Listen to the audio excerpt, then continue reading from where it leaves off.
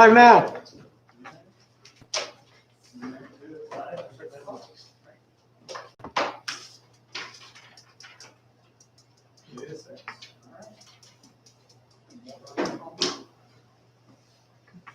All right. I call the meeting to order. First order of business is pledge of allegiance. Pledge allegiance to the flag of the United States of America, and to the republic for which it stands, one nation, under God, indivisible, with liberty and justice for all.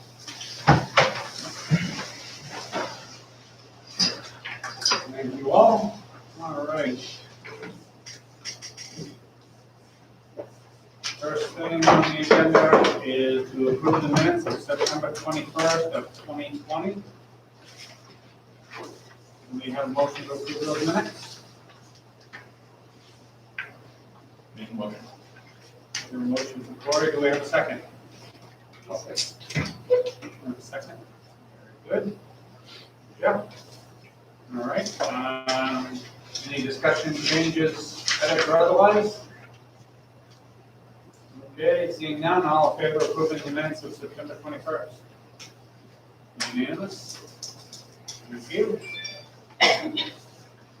Next up is approving the roll of accounts dated October 1st, 2020, in the amount of $1,467,221.42. And dated October 15th, 2020, in the amount of $134,403.77. Do we have a motion to approve the rolls? Move to approve the roll. Do we have a second? I'll second. We have a second from Jeff. Any discussion? That amount is larger than the usual. I don't know if you have something you want to say. Yeah, on the first of the month, we had 2 bond payments due. Ah. One was for the current renovation project and one was for previous renovation project. Oops. That was the outlier. Okay, yeah, I made that bond, that account. Definitely big. And then that's going to be every October 1st. I believe so. Well, hopefully not ever. Not forever. Yeah. Till it's paid. Yeah. You said 2 bond is the high school edition from 10 years ago. So we got 10 years or so of that one. That one is up in the 26-27 school year. Okay, so 7 or so years left on that. Okay. Any other discussion? All in favor of approving the roll of accounts? Representative. Unanimous? Thank you. Report of committees. Do we have any committee reports? Adult education will be having a meeting next Monday. I'm split between 3 different meetings, so I may actually just ask that they record it and provide me with minutes or notes.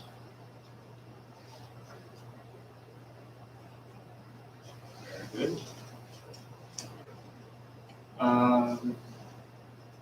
Nothing else on committees? All right. Next up was public comment. Since we've been virtual, we've been moving that to the end of the agenda. So if there is no disagreement with that, we'll move that to the end of the agenda. Administrators reports. Well, we mixed up the order last time, so what order do we want to go in this time? Let's start with Shelley. Shelley's like usually last. I go out. Jesus, Joe, why'd you do that to me? I can come back to you. Well, you just kind of caught me off guard. No, the buildings are running great. Good job. We brought on board the last hire at the Winslow High School. I'm really excited about that. He's an experienced custodian. He's an older gentleman, and he's excited to be here. So we have a full staff in all our buildings now, and things. Charlie, God bless Charlie McCann. He's my hero. I'll tell you. it wasn't for Charlie, there'd be no me. Because I think he's starting to see the light of day. He's starting to get caught up on a lot of the little projects, getting whiteboards and tack boards where they need to be, getting clocks where they need to be, and cabinets and cubbies and toilets, and he's just, finally, I think he's starting to see the light at the end of the tunnel, so I'm glad for Charlie. He's doing a extremely good job. The staff has been very patient with us, because we've had a lot of things going on, and that's been helpful. But I think we're doing a good job, and now it's just about getting ready for winter. And that's about all I got. Be here for one. Very good. Go ahead, Jason. We'll go with Jason. Good evening, everyone. A couple quick ones. We moved our parent-teacher conferences. They originally were going to be this week. Notification to parents will go out tomorrow. We're pushing them to next week due to a bunch of variables, unique variables to start off our year. So we'll have progress reports at the end of the week to begin to collect some data on grades overall, from in-person learning to remote learning. And teachers are working pretty much regularly trying to find methods that work. And when I say in-person, remember, they're only with us one day, and then they're not with us that next day, and we're really struggling. And our teachers are working extremely hard to find creative ways instructionally to keep them engaged on those off days. Which assignments are effective, which aren't. So we're trying to collect a lot of data right now. I know Chad has done progress reports, maybe Kyle, so they'll have some reports. But our remote learners, it's about the same. We've dropped a few to remote. We've gained a few from remote back. So it hasn't fluctuated a whole lot since my last report. And then the uniqueness of the symptoms when students are exhibiting symptoms, a lot of them are opting to take the time off rather than get tested. So we're dealing with a lot of unique, like I said, variables. But I have to compliment our teachers. They're unless you're in the trenches, I don't think you can really appreciate the work that they're doing, trying to track kids down, trying to create dynamic lesson plans to engage the kids, like I said earlier. So kudos to them. We're having a lot of conversations with teachers. They're troopers right now, so I can't say thank you enough to them. And this gentleman behind me, Rick, is really reaching out to families because a lot of kids aren't coming, they're not logging in. There's all kinds of obstacles from A to Z. And so Rick's doing a fantastic job of trying to, the teachers will email us and say so-and-so aren't checking in. So it's just a different dynamic, but we're one step forward each day, and that's all I have to report this evening so far. Very good. You want to go with Rick, or do we want to, Chad, want to go before you? You got a question? Yes, sir. Is there, have you had the opportunity to look and identify any kids, any students that would have the benefit of actually coming every day if you had that flexibility? We have, so our last in-service, we had a long special ed meeting, and it's not just for special ed, but this comes to mind, and that conversation is taking place because Amy could report better, in all our buildings, we're finding regular ed and special ed, a lot of students are really struggling. Probably more so, I dare say, at our age group in elementary. Developmentally, 6th graders, 7th graders, it's difficult. They're not really independent learners yet. Some are more mature than others and can handle it. So yes, those conversations, we've had a few requests from the special ed and regular ed. So yeah, we're having those conversations. Again, the uniqueness is the safety protocols and how we can, logistically, it may work for this program, but your life skills, but it doesn't for your day treatment. So all those factors come into play. Thank you. Rick has something? Yeah, just, I'm lucky, I think assistant principal, I have some good, great people to work with. Chad, Jason, and Jimmy, I'm very fortunate. They make me feel young. They work hard. All right. Thank you. Mary? I think I'll hold off until later on in the presentation. All right, very good. Mr. Burgoyne? Just so far, sports have been going good. I'm really glad that you guys give us the opportunity to participate. There's a lot of happy young people out there, and I think we're accomplishing our goal. So we're about 70% through. I think we have 2 weeks left. So How's the, I know the answer, but I want to ask it for the record. How's the attendance of the games going? everything's great. The fans have understood our protocols, and for the most part, it's They're been, following the rules? yep, the most part, it's been good. Yep. I'm gonna interject and speak up for Jim. There have been issues at, I don't wanna say every game, but everybody understands, everybody's great. But there have been some name calling. He's taken it on the chin a couple times by some unruly people. And he's, I think, dealt with that with respect and dignity with the people, even when asking them to leave after not following them. And I think but overall, it really has been good. But he has taken You're talking a few people but for the most part, the majority of people are understanding, and they're just happy to see their kids participating. Was it mostly a numbers thing, or was it mask wearing? Mask wearing, yeah. Mask wearing. Yeah. Well, there's always one in the crowd. And chances are there are a lot of the same people that would have been the ones you would have talked to about yelling at the refs or something without that. So, You got a good point. I mean, having seen that, often enough, I'm sure there's some similarities in that, but anyway, thank you very much. I mean, the article in the paper, talked about football, I think, hearing the stories and such from people here and there, I mean, they appreciate it, and they understand, as I think a lot of people do, that things aren't a given, so take advantage of what you got and enjoy what you got.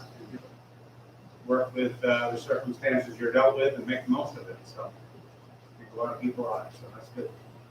All right. Any discussion for winter sports yet? We just started talking about it. The MPA met with people from the governor's office Friday, and I think we'll start hearing more as we go along.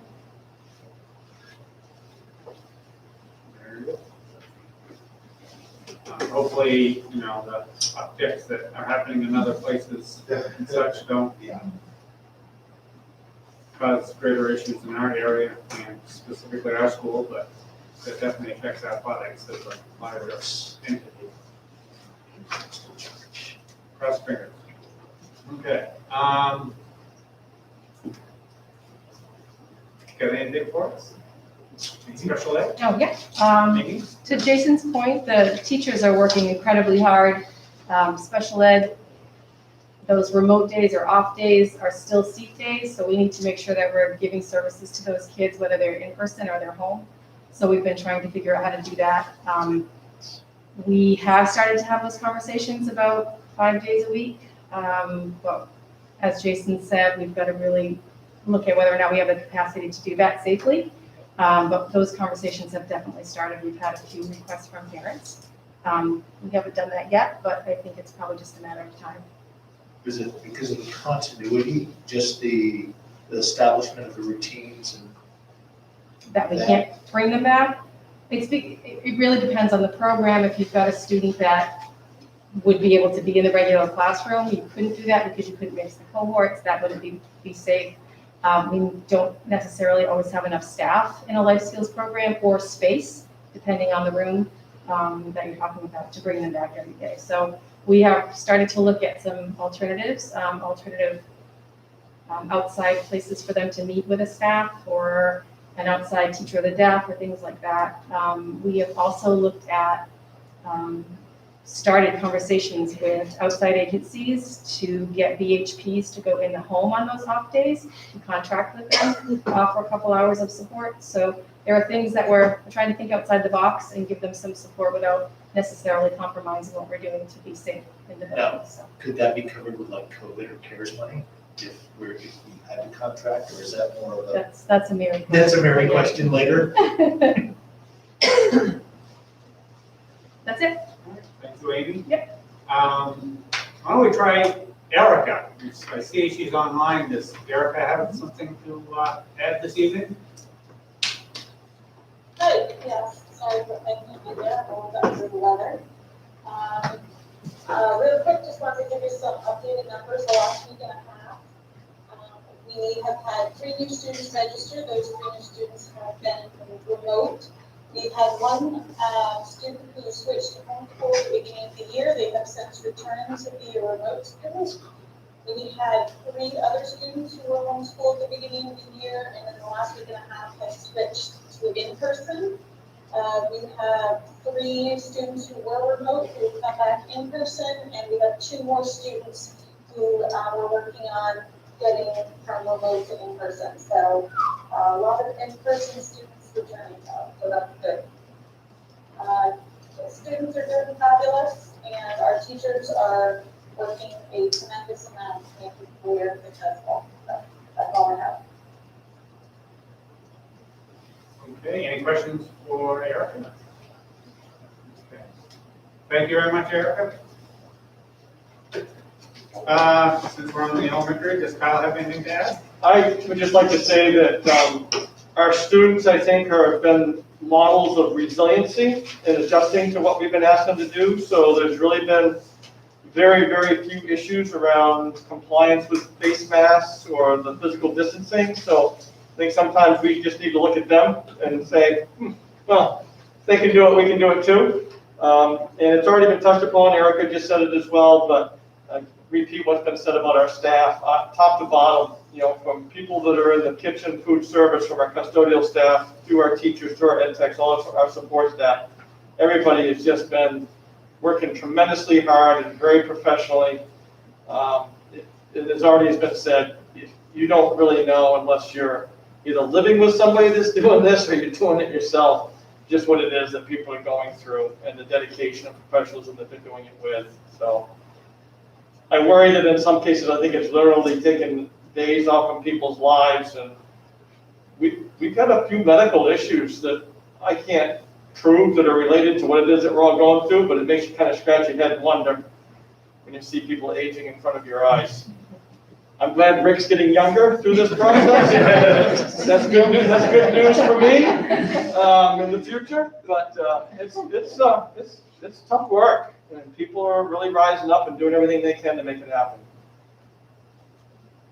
I don't know if Erica or Kyle want to answer this, but kind of curious as to feedback about the bus runs and how the little guys are doing on the bus. Are they handling the routine pretty well? I've only had to work with 1 child and 1 family about any issues related to what is expected of them on the bus. So they got the system down. That's Yes. great. But I thought it might be intimidating or maybe a little bit unique for the youngest, of our students.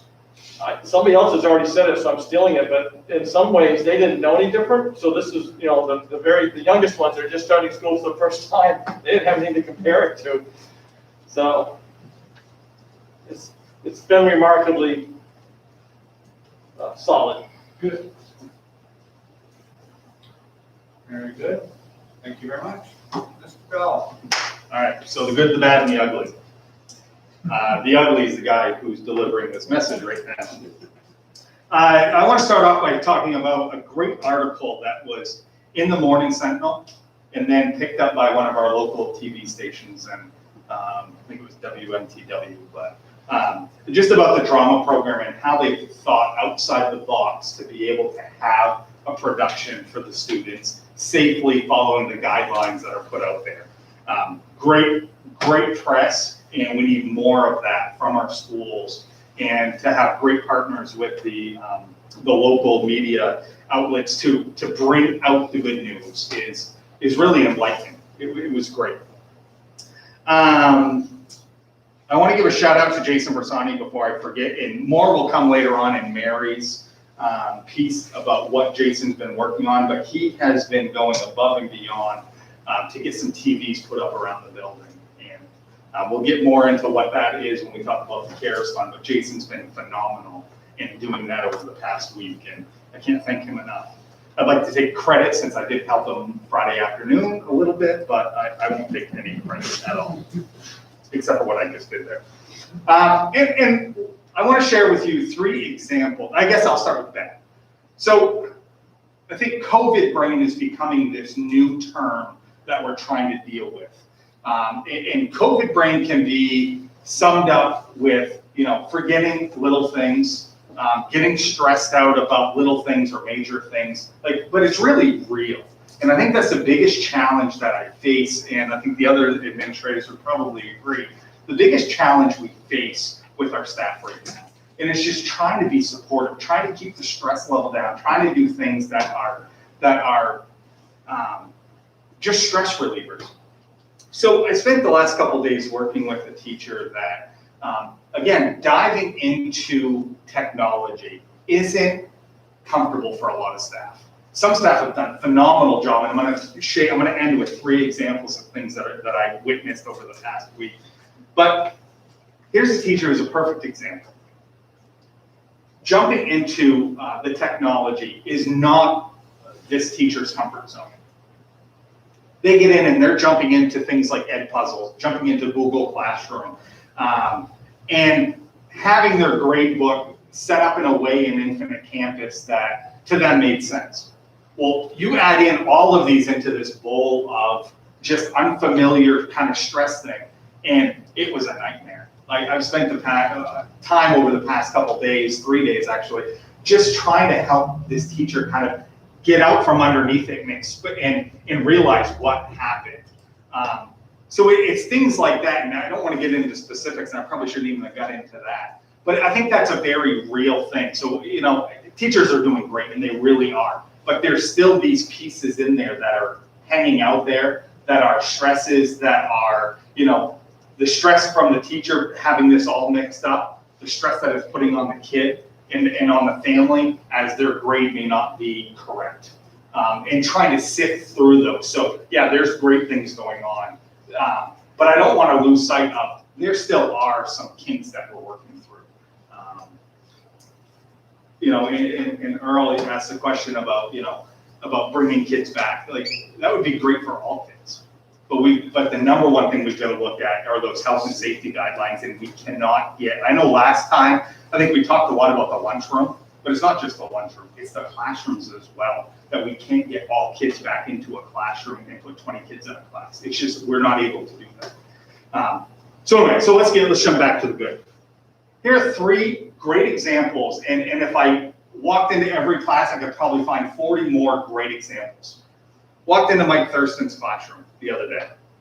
All the kids in his room were on Google Hangout. The kids that were in class were on the Google Hangout. The kids who were home were on the same Google Hangout.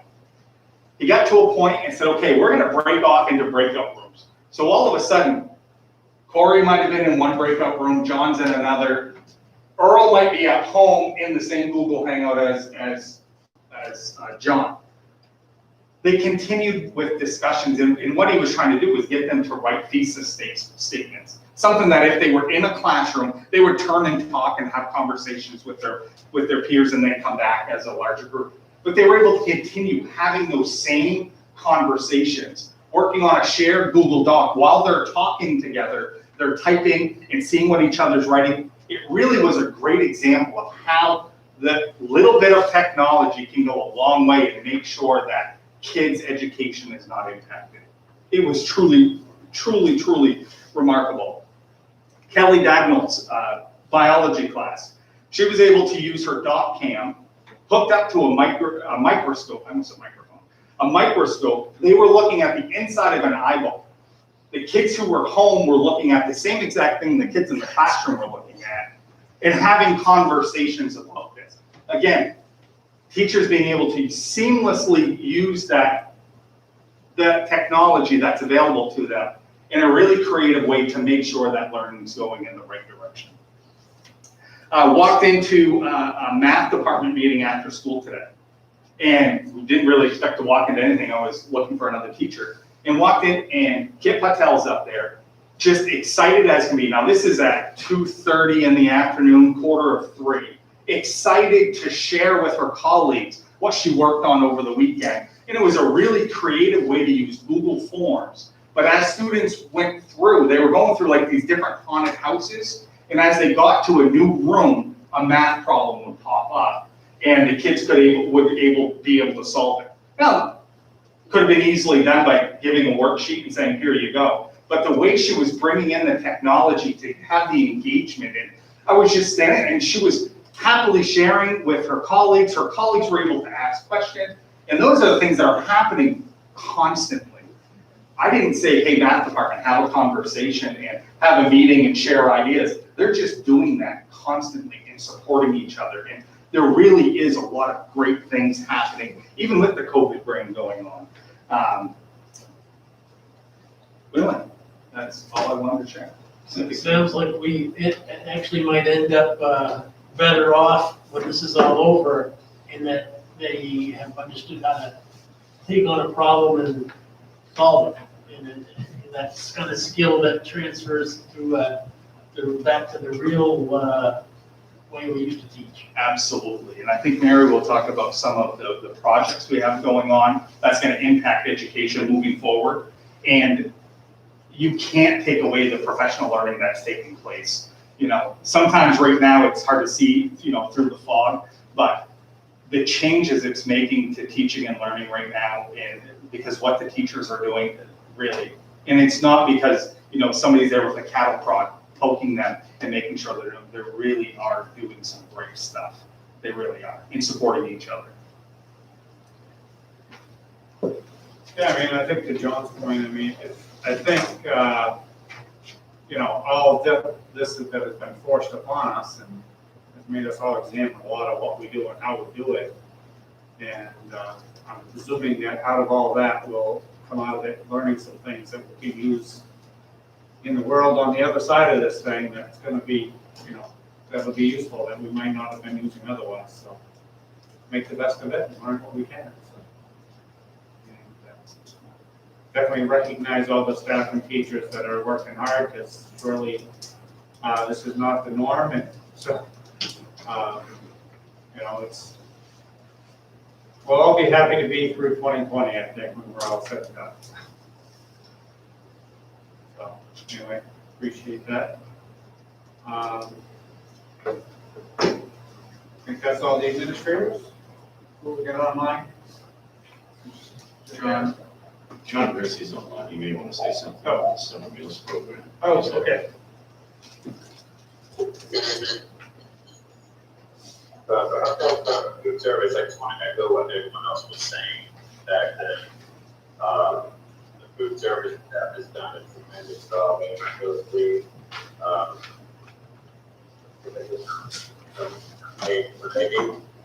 And I think they're all doing a really nice job. And to echo another fact, I think the students, there was a lot of students, and I think that we've got to go into the cafeterias. They're always wearing their masks to keep the distance, and there's a lot of help from a bunch of different faculty and the principals themselves in there. So I've heard that the USDA has extended the summer meal program to the school year. So that's coming for us right now. That means any child, even if you would be younger, free meal. Very good. One thing I was curious about, and not that I'm looking for any sort of answer tonight, I was just kind of curious as to what our food programs through all the schools and how those are looking. I mean, I know we usually run in the red, but I don't know how far into the red we might be running under the current circumstances, and whether or not we're able to pick up any of that with some of the COVID money that we have to help offset some of that. But I assume it didn't get better with less kids in the schools, so.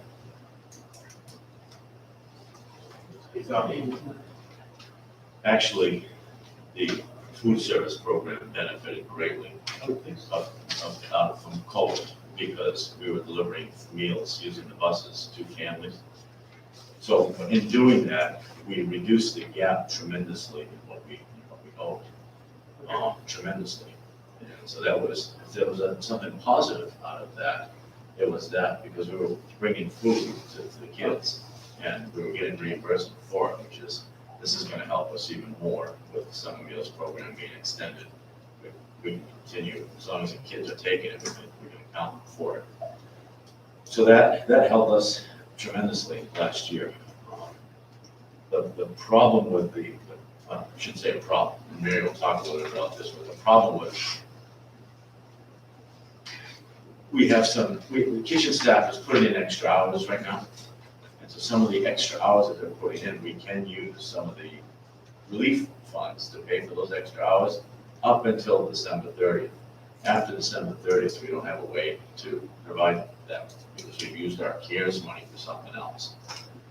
So we need to look at that and rethink that and see what we're gonna do about that. But in terms of reducing the gap, we've reduced it significantly. I don't know if you know the number of that, Amanda, but we were, I wanna say, we reduced it by over 100,000 because of some of the CARES pieces.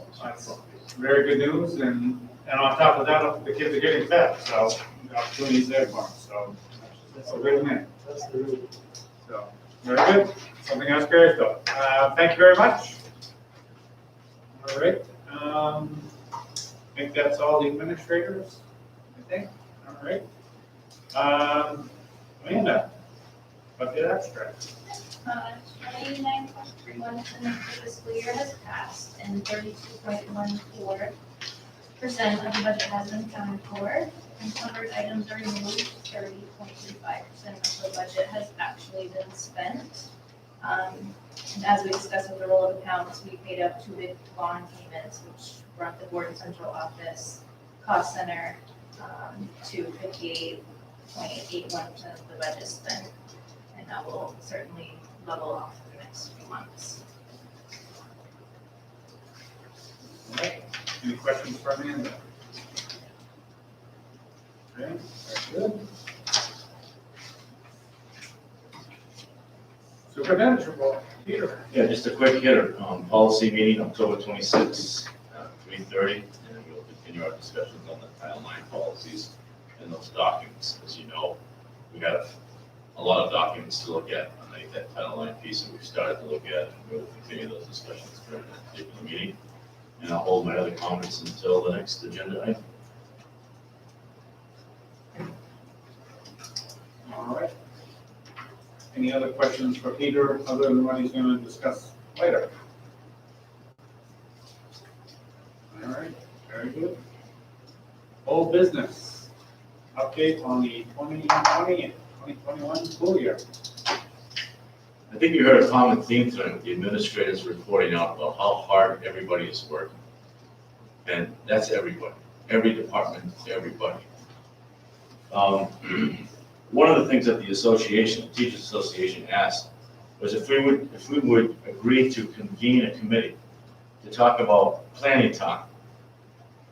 And the reason for that is because of the change.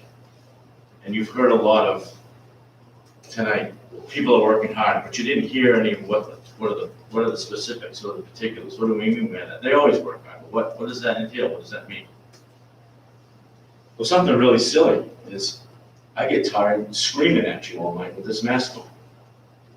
And although that doesn't seem like much, when you've got a teacher in a classroom talking to the kids for 7 hours like this, it gets old real fast, and it is a lot of work. And so you'll hear some things tonight, but we agreed to meet the association. We had our first meeting last week. There were 13, 14 people who met.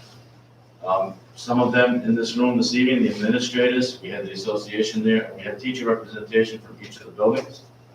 I thought we had a really good discussion about how things were going. I'd like to share a little bit with you some of the things that are working, just give you some bullets on that. You've heard some of it tonight.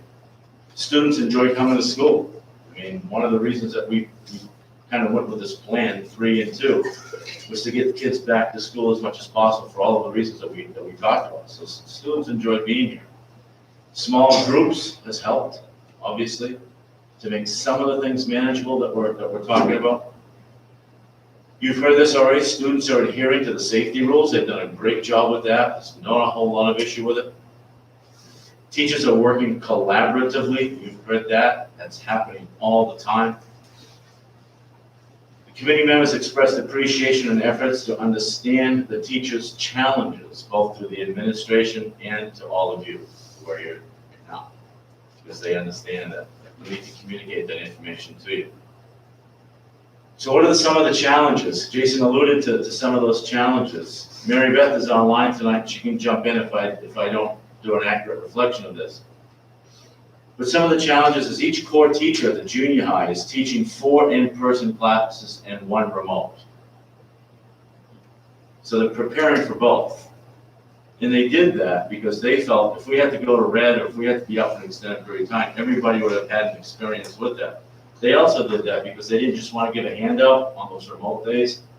They wanted to go into Google Classroom and assign kids whatever they needed to be up to speed in that area. So it was extra work on their part, sure, but it was to provide a better product for the kids. So each of the teachers created a Google Classroom for their assignments. Although teachers are pulling from what they have done in the past, everything needs to be modified. That's really important piece of information. I see Earl nodded his head. Yeah, they're teaching what they taught, but they've got to make sure that what they're teaching is not only the most crucial because you don't have the same amount of time that you had, but you also have to think differently about how you're going to teach it. Chad made reference at the beginning of this meeting to 3 or 4 different examples of things that he saw. That took time, that took energy, extra time in order for that to happen, so that it's being taught in a way that it's going to be still exciting and interesting to kids. More grading is involved as the means of providing feedback, and this is a big one. And Earl, you can probably attest to this. The teachers have various levels of comfort with technology, so it's a learning curve for them as well. You heard Chad mention that. One of the teachers said we are bombarded with emails from parents to students, emails to clarify information that may have been taught on the previous day. So they're working into the night with these emails and answering questions. Mike Thurston said the pace has been dialed back because we said at the beginning of the year, you can't get it all done. So the pace has been dialed back from last year. The biggest focus that he's hearing is about planning time. No one anticipated how much work this would be. Everything needs to be rethought. And he's feeling like a new teacher, starting over again. And time is needed more than anything is a general theme that is bubbling up in all of the buildings.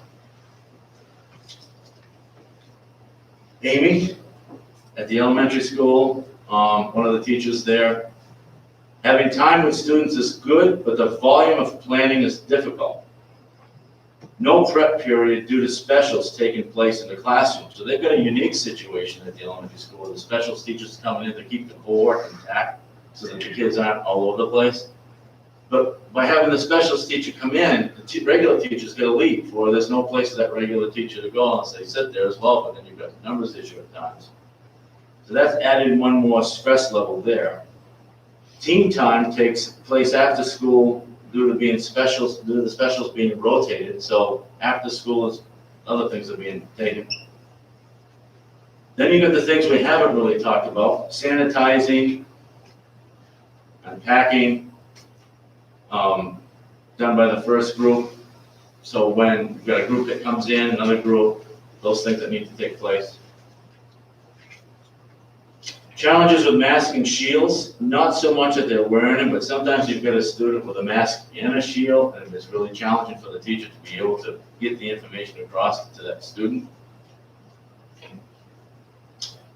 This was a big one from a high school teacher. Difficult with chasing kids who are not completing their work on the off days. Getting them to complete their work and getting them engaged so they don't fail. That was a big one. That takes time. It takes time to call, or it takes time to answer the emails, which takes time away, again, from some of the other things that they did. Special ed came into play, and Amy can talk about this a little bit. One special ed teacher says she's online 5 hours a day while trying to meet the one-to-one needs in her class as well. Many at home don't have the support that they need, and it falls back on the teacher at school when we've got them here or when they're not here and you're trying to do something with them off on the remote day and still try to teach the other cohort. So I think that's where you start feeling the pull and you start seeing the pull, because you say, well, you got half the kids. Here you've got half the kids, but you're teaching half of them in person. And you've got the other half at home doing something remotely, possibly. They have questions. So there's no time, there's no downtime for the people to react to everything that they're being asked to do. We talked a little bit about the mental health impact of all of this. I will tell you that I am extremely proud, as I know all of the administrators are, of the work that everybody is doing. And I mean everybody, because this takes a team effort, whether it's custodial staff, whether it's kitchen staff, everybody. But one of the things that was a clear message is that even though everybody's working really hard and things are going well, the question of, is this sustainable at this, like this, for the entire year? And that's a huge question mark. Is it sustainable if we don't find some way to give people more time in order to do the things that you've heard this evening? So that, in a nutshell, was what that first meeting was about, the conversations. They are simply asking us, can we find some way to squeeze more time out of this? So out of that, we left it that the administrators were going to go back and meet with the team leaders, the FLT members. They were going to meet with them, have conversations with them about what can happen in their particular buildings that might alleviate some of these things. For example, when we have staff meetings, look at the agenda, make sure that the agenda is only those things that you absolutely have to have everybody there for. If it's something you can send an email out to, if it's a managerial thing, and you can send that out, send the email out so that you give them some time back to plan in their rooms or whatever they need to do. That's just one example. Then you have bigger pieces where you say, is there a way to give us bigger chunks of time? And some of the things that were discussed and just thrown out there, they're going to go back and talk about this some more.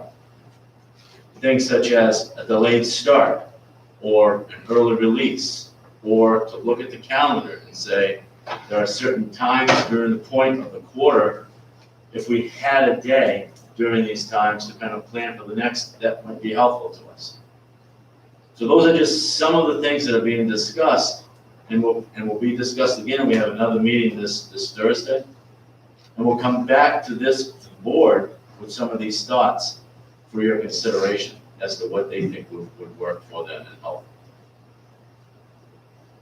So that's where we're at right now with that, with the understanding that with any decision we make, we have to look at things from a 10,000-foot perspective. In other words, how does this impact daycare for people? How does it impact busing for people? How does it impact, whatever the decisions might be? So, administrators, you were there. Did I miss anything of importance that we need to kind of let the board know of our conversations right now? And Mary Beth, you're online. If there's anything that I didn't represent well, please jump in. No, I thought everything was great here. I think, you guys hear me? Not well. No. You tried to get up, I thought it was up. So it looks like she left That's the meeting. better. I'm gonna jump in until she jumps back on. That's better. So at the elementary level, I don't think you missed anything, but I think it's important to note that, you talked about how everything is changing, and I just want to give a little bit of elementary perspective on this. Most of the things we do in elementary are in small groups, meaning that you have students at a table close to you so that you can do work with them while other students might be doing some independent work or practice work. And so everything about that can't happen right now because you have to be 6 feet away. And so when we are talking about the shift of really everything we've ever done, we're not even just talking about a curriculum or prioritizing, we're talking about the way in which that things need to be done. So I think that's important to know. The other thing that has come up in some conversations we've had at the elementary school is that even just the task of keeping the two cohorts on the same pace is really tricky because, as we all know, groups are different, and one group might be really great at this particular task and another group might take a little bit longer. So teachers are trying to manage, okay, on Monday I did this, On Tuesday, I was only able to get through a little bit of this, so it's not even like you can do exactly the same thing every day, because sometimes that has to be tweaked depending upon what you got accomplished, what amount, what information was retained from students from the previous instruction. So I think those are important things to know. At the elementary school, a few things we are working on doing to help, although I think it's just one part of the puzzle, is looking at who do we have in our building that we can utilize to provide some support to teachers. And we're really looking at schedules and trying to maximize our people resources as much as we can. We have been using Google Classroom for anything that doesn't need to be a meeting. So if we just need to convey something to staff, or we need them to read something or whatnot, we have put it in our Google Classroom, our staff Google Classroom. We're also working to prioritize professional development. You know, a normal year, we might have had some goals related to particular things, but we're really trying to make sure that what we're doing when we have those days is required by law or required by the district in some fashion, or is applicable for what's going on right now. And if we can't say yes to those things, then those wouldn't be things that we would try to focus on this year. Our teams are talking about some other brainstorm ideas that Peter already suggested, you know, half day, or, you know, some people have even asked, like, there are other districts about, well, they have Wednesdays off, so what does that look like? So lots of conversations still going on, but that's the elementary in a nutshell. Peter, I'm back. Can you guys hear me now? We can. Much better. Okay. Much better, yes? Yes. Okay. Peter, you did great with putting out exactly what we had said for sure. And just to kind of reiterate the whole mental health piece for the teachers, I know that has been difficult for many. You know, I think Peter had asked at the beginning of the meeting, what do you remember about that first year? Or Jason, I said, I remember I cried a lot just because it was a lot. And a lot of us feel that we're back into that first year of teaching again. And this is year 30 for me, so it's pretty overwhelming for most everybody. And I just would say from the teacher's viewpoint and perspective is just that we hope that, you know, you listen and we have, you know, your understanding that it's not just we're exhausted, it's just we're trying to do the best we can, but we also feel it's vitally important to see the kids as much as we can. So those delayed start ideas was still seeing the kids 5 days a week, but just giving us more time to kind of get things together so we can execute our lessons to the best of our ability. Thank you. Another thing that we talked about, and we have talked about this as a solid piece, was to look at formal teacher observation evaluation this year. And look at it from a standpoint of, if you are on continuing contract, we are going to put you on a freeze for a year, which would free them up from the formal evaluation process. It's very time consuming because they have to set goals, they have to write plans, they have to meet with the administrator at least 3 times. There's 3 formal observations. There are things that need to be done that are much different than if you're not in the year being observed. However, we would still keep the formal observation on our probationary teachers, because by law, we only have so many years to evaluate them. So we would keep that one in place, but put a freeze on those who are on continuing contract in an attempt to buy time. So that's another thing that we'd like to do. We also discussed snow days, and we don't need to get into snow days tonight, but I just want to give you the 30-second thinking on snow days, at least something that I mentioned to this group. At the start of the year, we all joked and laughed and tee-heed and said, hey, we'll never need a snow day again because we can always go remote. And that's probably true. At some point, we can do that. But when we lost power a few weeks ago, it was a nightmare because we didn't have power. So some teachers had it, some didn't. Some kids had it, some didn't. So we didn't have enough time to say, okay, tomorrow's a remote day, but even if we had, had that done. We would have been, and there would have been an equity issue because some would have been able to do the work and some not. So when you think ahead, and you think about snowstorms, and you think about the possibility of people not having power, is this the year to say, we're gonna go remote on snow? Or is this the year to say, you know what, folks, we've got 4 days built in. We're hearing people say that they're stressed. We get a snow day, a lot of things happen. Why add more stress?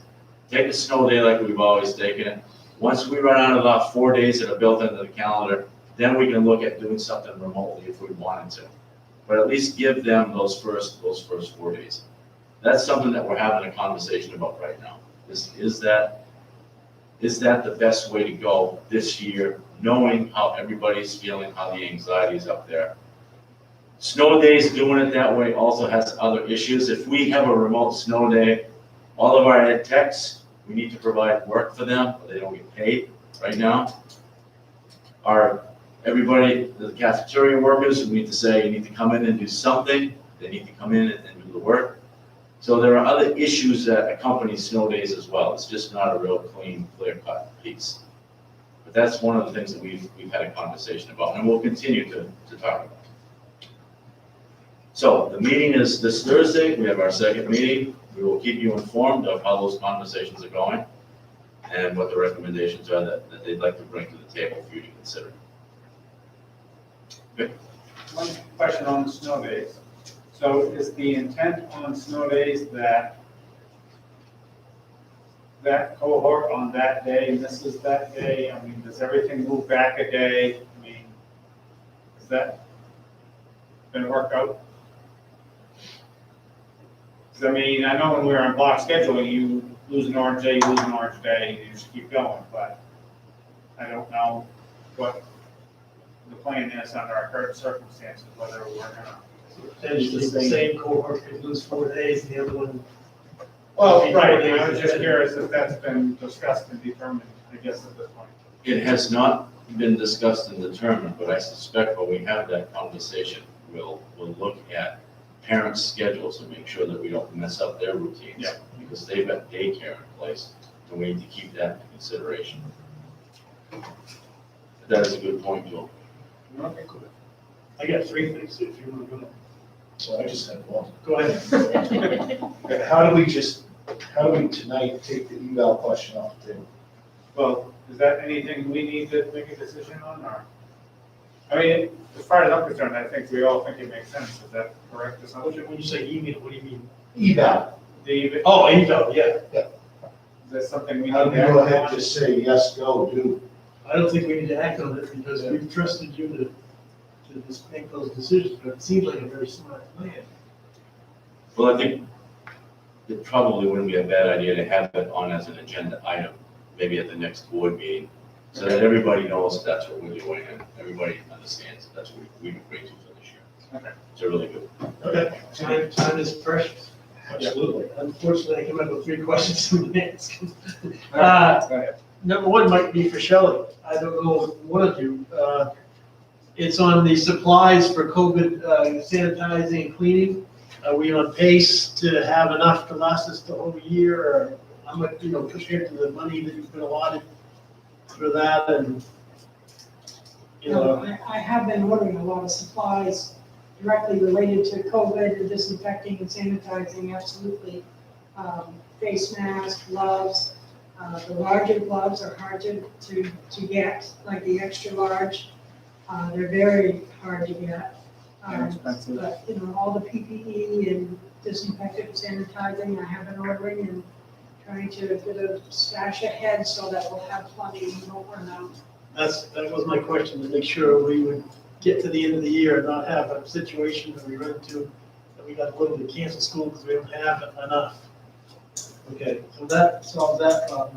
And then one of the things one of the administrators talked about progress reports or talking to parents.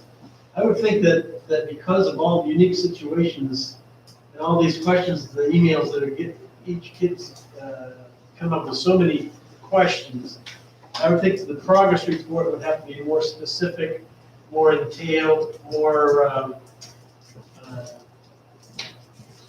so we're focused, or each kid might have to have their own special, maybe they do it daily already, I don't know, but you think that the progress of each kid would have to be tailored to that child in these times of remote learning and so many questions on what's happening at home with homework. I would think especially at the high school with some of the advanced classes, and I just picture the progress report / keeping up with the kids, understanding where they are would be even more important. I don't know if anyone wants to talk on that, but.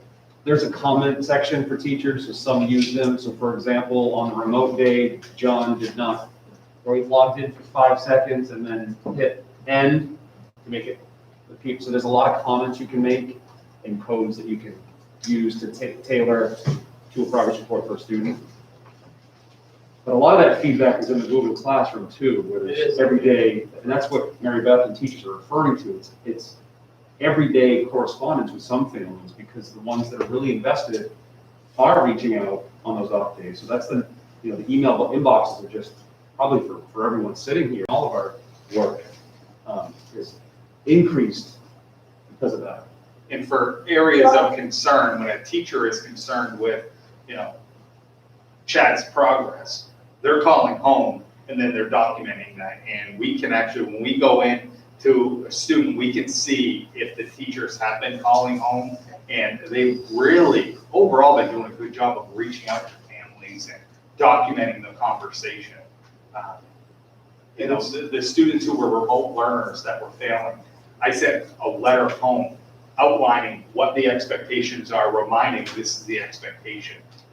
Discuss as a family, if you can come back into school, it may better suit your child, we would welcome them back at any point in time, please let us know. And then here's how they're doing in every class, trying to really get the information out there so it doesn't become a big surprise at the end of it. Well, they also have half the days to get back on the straight and narrow, because they literally only seeing the teachers every other day. So you have to be right on top of it, or else they get far enough behind that they won't be able to catch back up. Right. I think Can I make a comment to John about the question that you're asking? Please. Go ahead, Mary Beth. The progress reports, John, are more like the progress reports that go out as like a snapshot in a moment in time, but I think the communication that like for teachers are referring to are, we either get emails with them daily, from kids asking questions, like I just went to my inbox and I have 3 from 3 students who are trying to understand part of the homework.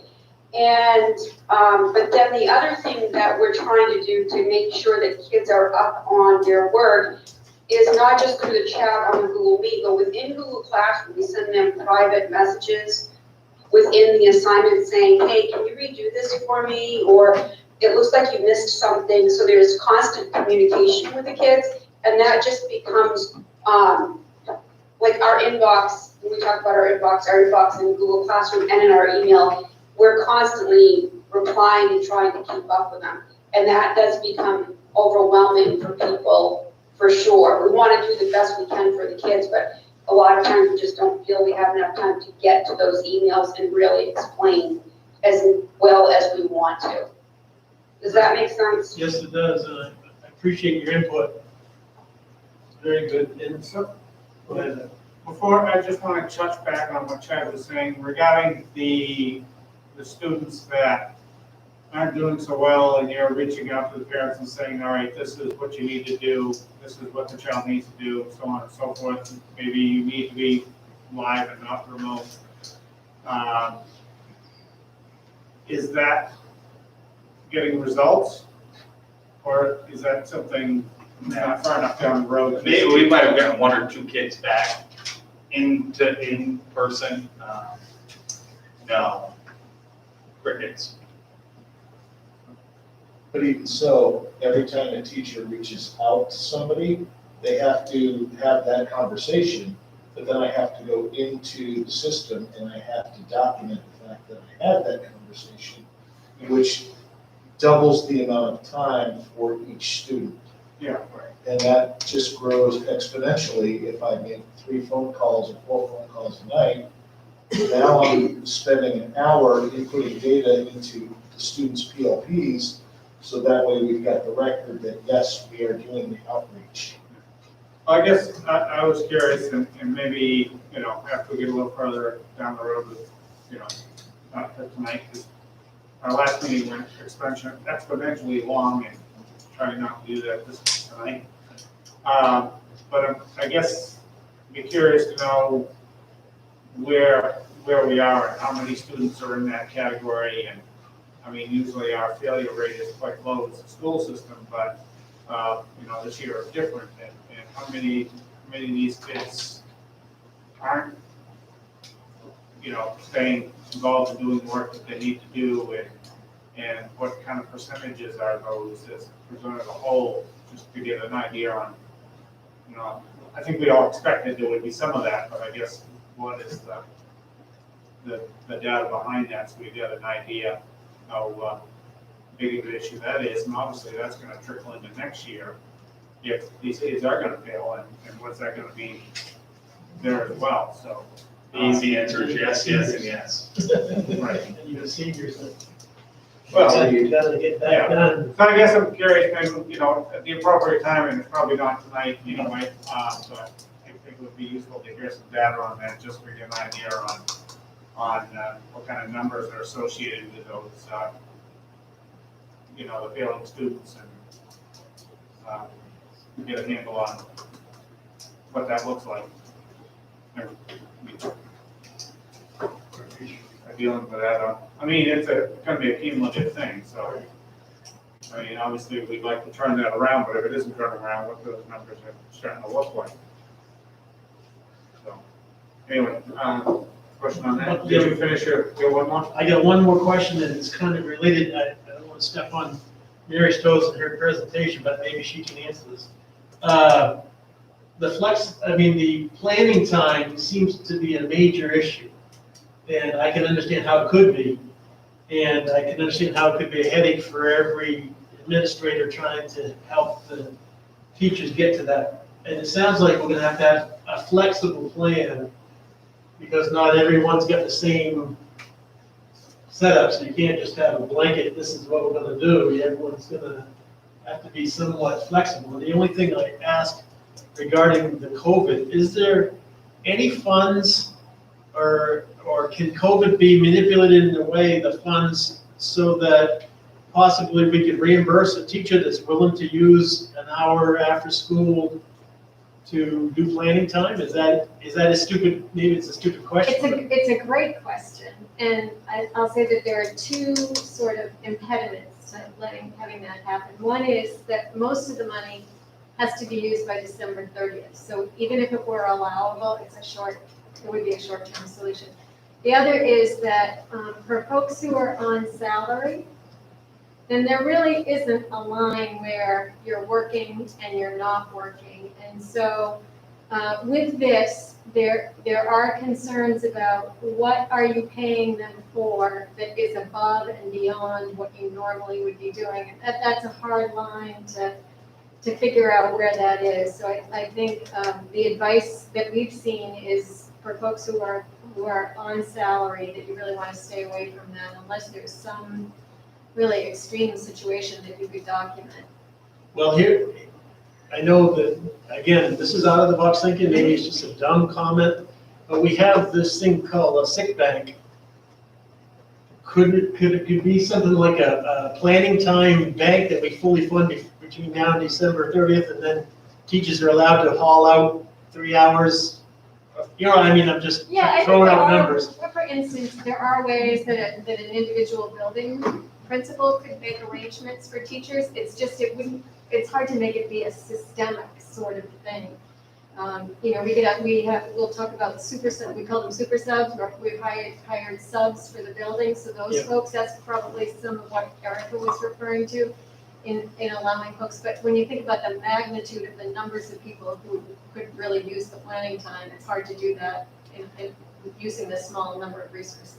I'm just trying to think of a creative way to use the fund and put it aside and then be able to draw it after December 30th by funding a bank type thing, and then, you know what I mean?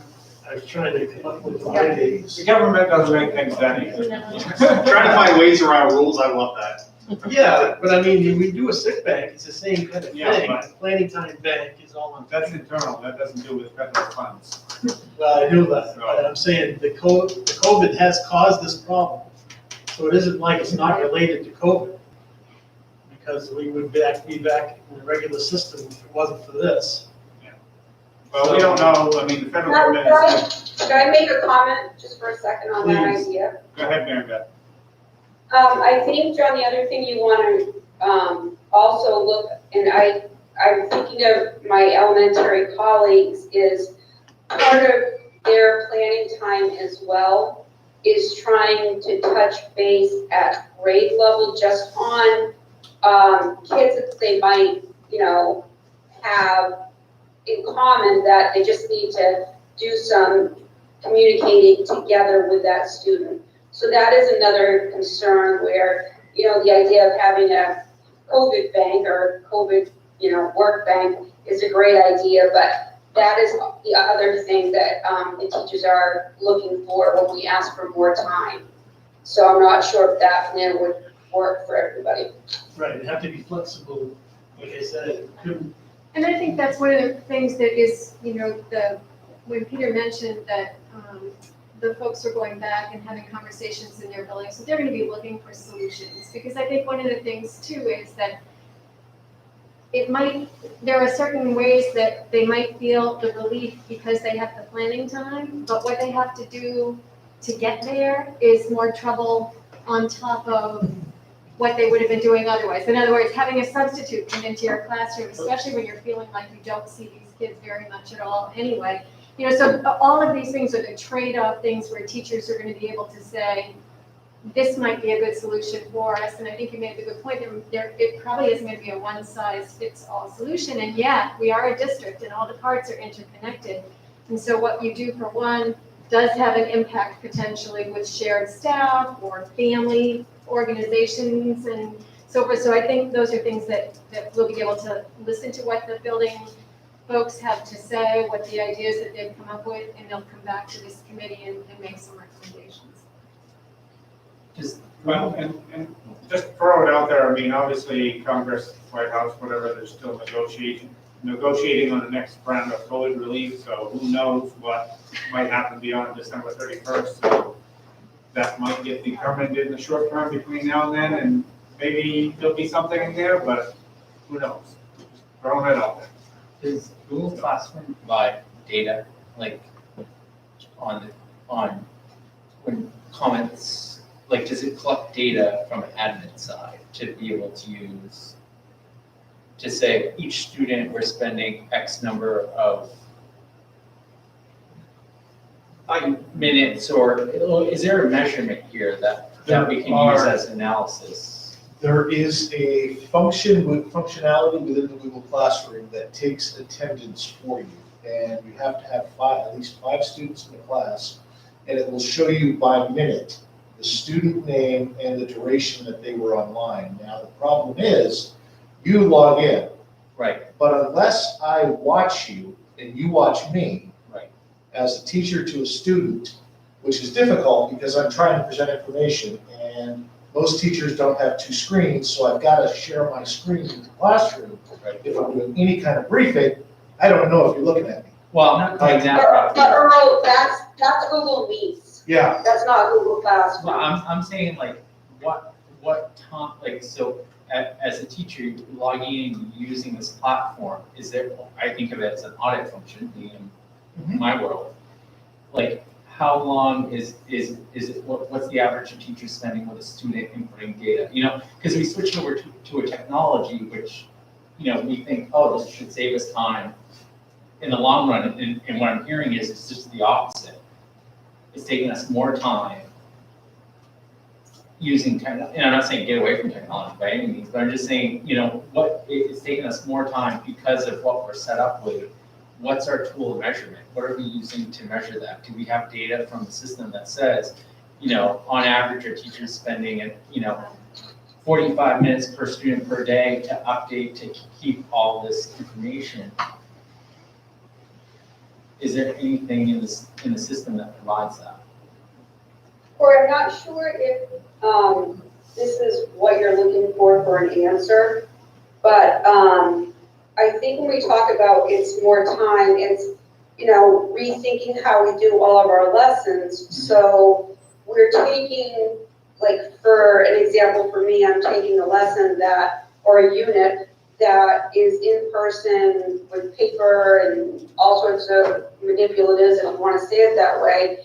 And we're rethinking and redoing it in a way that it can be done online with kids or without us collecting paper, and the paper doesn't have to sit for so long. So it's that whole backside planning that teachers are also dealing with.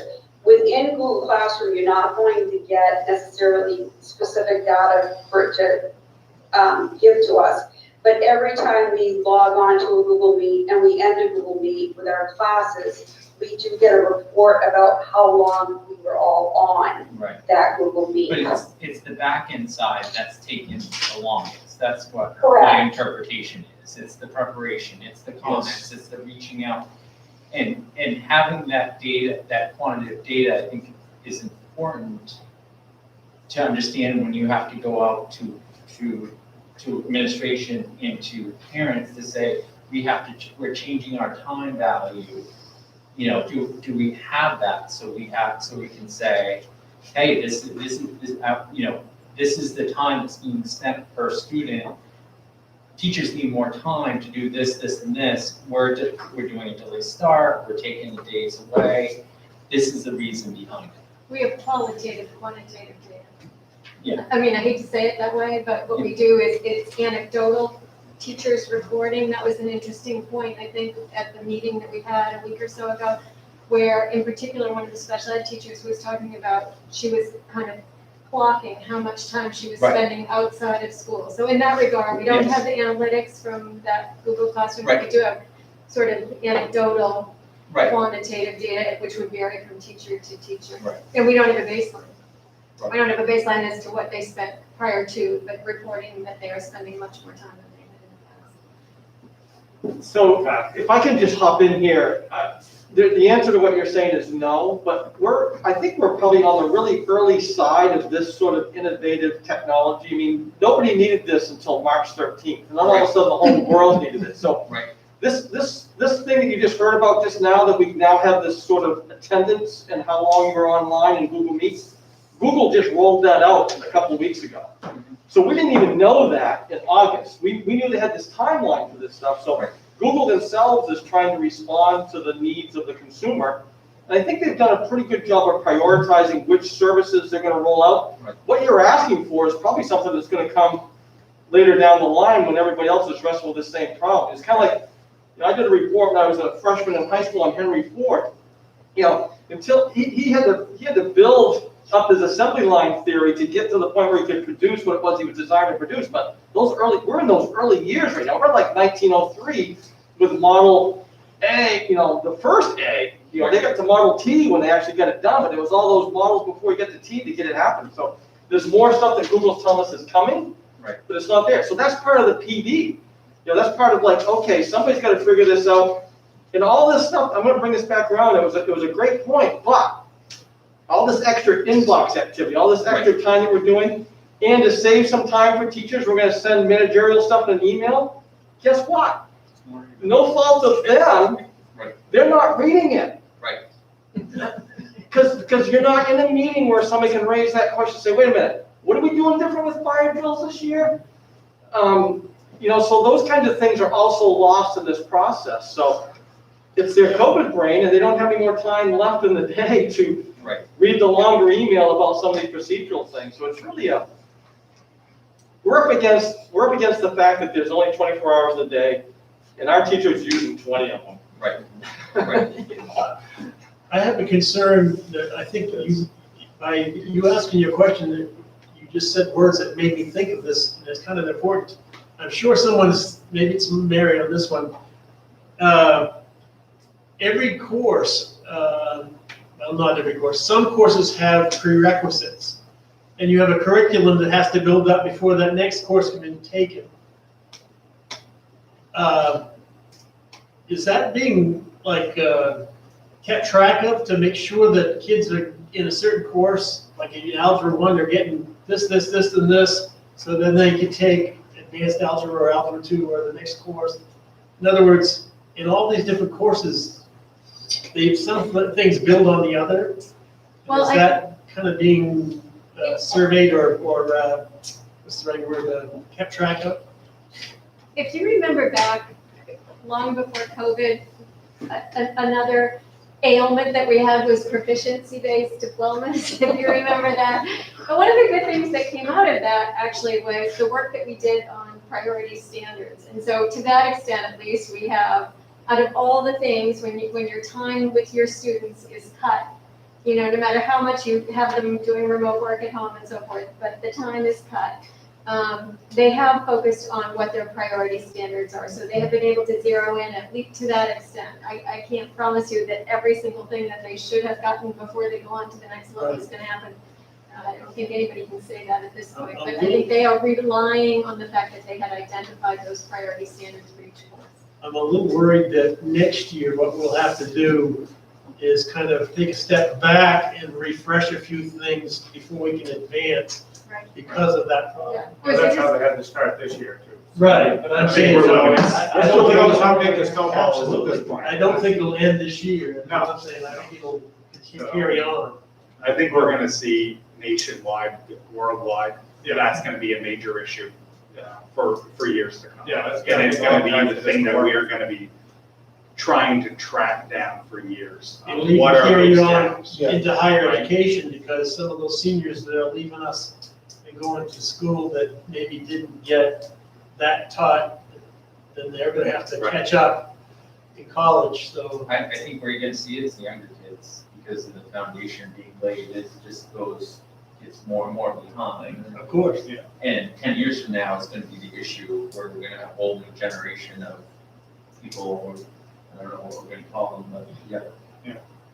Well, I think it's gonna be an ongoing, I think it translates through all the grades at some level, and it's just. Although in 10 years' time, you might be surprised how good the kids catch up. Hopefully. I think what you guys are highlighting right now is every conversation we have had since March. That when you think you have almost a solution or a good idea, there's 5 other things you didn't think about that then bring you down this other rabbit hole. And I think that sums up the last 7-8 months. On that note, we probably need to keep moving along. Yes. I do want to ask one question coming off what Earl said, and he mentioned the thing about one screen, and I gotta have my other screen or whatever. Is that a technology issue, or we need to have more than one monitors for these teachers? 'Cause- Well, we can talk about that when we talk about the money. okay, all right. Because I know, you know, my son was working remote, and that's one of the first things he had to have was a SAM monitor. You can't do 2 things on the same screen. So, anyway, all right. But I would like to just put some closure to this. Two major points. And the first is what Chad just said, because everything that we do takes us down another rabbit hole. So we need to think about everything that we do. But then the other major point is what Mary just said. Had you not done all the work in curriculum that you've done for the last several years, you would not have those core standards in place. And you would be in a much worse place today because of all of this, had that work not have occurred. So kudos to everybody sitting in this room for driving that work, and kudos for you for taking the time to listen to all of the curriculum work that came. Because as a result of that, we're in a pretty good place, much better than we could be. So we will bring this back to you, more to come. Okay. So, new business, CRF presentation, so that must be there. Yeah, and before Mary starts, I just want to say one thing about all of this. Mary is in the office next door to me. For the past several months, there are days that go by that I have to go in and make sure she's still breathing. This work with all of this has been the equivalent of title work on steroids. Because you gotta remember, Mary's doing this for 3 communities still. So it's title work on steroids, and by the way, the title work is still there, that hasn't gone away. So she's gonna talk about this evening, but before she talks about it, when we talk about we're all tired and everybody's tired, there's another example of how this is impacting people. Teachers aren't sleeping at night, Mary's not sleeping at night either. So this is everybody, it's impacting everybody in whatever way that you are part of this organization. Well, I think it was a good segue because people are probably saying, "What? She's the curriculum coordinator and she's a literacy specialist. So how did she end up with this money job here?" It started with because I handle the title money, which is the federal money that we get, which is usually in the $400,000 a year range, and we use that for professional development, we use it for remedial reading, we use it for mental health counseling, things like that. So if you think back to when the CARES Act was passed, the big first federal government response to the pandemic, the federal government set aside some money to be used in the schools. And that amount of money was about 80% of what you would have gotten in Title I. So it was a relatively modest amount of money for us. That was about $272,000. So that was set in motion from the federal government. They were going to funnel it through the regular title offices in the states, and it was going to come to us. So back in the spring, when everybody was sort of reeling from all of this, we knew that we were getting this money. And we knew that there were some restrictions on how it was going to be used, but we had some time to try to figure out what our needs were going to be, because at that point, we didn't even know when school was going to open, what the guidelines were going to be, what were we going to be able to do. So that money, we refer to as the CARES Act money. That was the initial pot of money. And believe it or not, that's the pot of money we have not yet touched. Peter made reference to it. We have in our minds that we want to use that for some specific purposes, and I'll talk about those in a minute. But that money, really, that's still sitting there waiting for us. As the summer started up, and around the state, people started saying, what is it going to take? Are we going to be able to open school? What is it going to take to be able to get schools opened? The Department of Education did an analysis, and they came up with a figure of about $320 million. And that's what they said they thought it would take statewide for schools to be able to meet these guidelines to get up and running for the year. And the first few times that was mentioned, I just thought that was just, pick a number out of the air. But before too long, Governor Mills said, I'm going to take some of the money that the state of Maine got from that year's tile back in the spring. She had money that she could put towards a variety of different things. She could put it towards unemployment payments around the state. She could put it towards PPE around the state. Whatever she decided, I think she got $1.9 million, the state of Maine did. She decided to put $165 million towards getting schools up and running. And so that's what we refer to as CRF1, Corona Relief Fund 1. And in that cycle of funding, rather than giving us funding based on the title funding formula, which is a percentage based on your free and reduced lunch students, this one tracked much more along the lines of what you get through your essential programs and services, the general purpose aids and education. And so out of that $165 million that went to schools around the state, Winslow got about $950,000.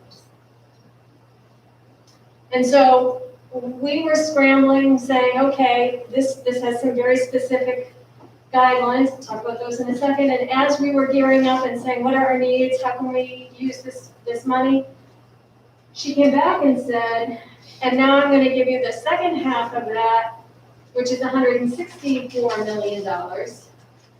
And so out of that, because they hadn't taken some money off for administrative purposes, we actually got a little bit more in that second round. We got just over $1 million for Winslow, additional. So CRF2. CRF2. Yeah. So all of that really came from that same original CARES Act grant. But some of it came because the federal government said it's coming to schools, and then others went to the states, and in our case, the governor said we would like to close that to the schools. Now, the big differences are in the magnitude and in the timeline. So that first CARES money that we got, the magnitude was relatively small. Like, imagine last year, we would have been saying you're getting $272,000, and we're thinking that it's relatively small. But now it is relatively small. But the thing about that funding is that even though it's small, we have until September of 2021 to spend it. For the two bigger pots of money, the ones that came directly through the state to us, those are much larger amounts, both of them, in the neighborhood of $1 million, and we have until December 30th to spend them. December 30th. And that's where, Jill, you were making reference, could there be some other funding afterwards?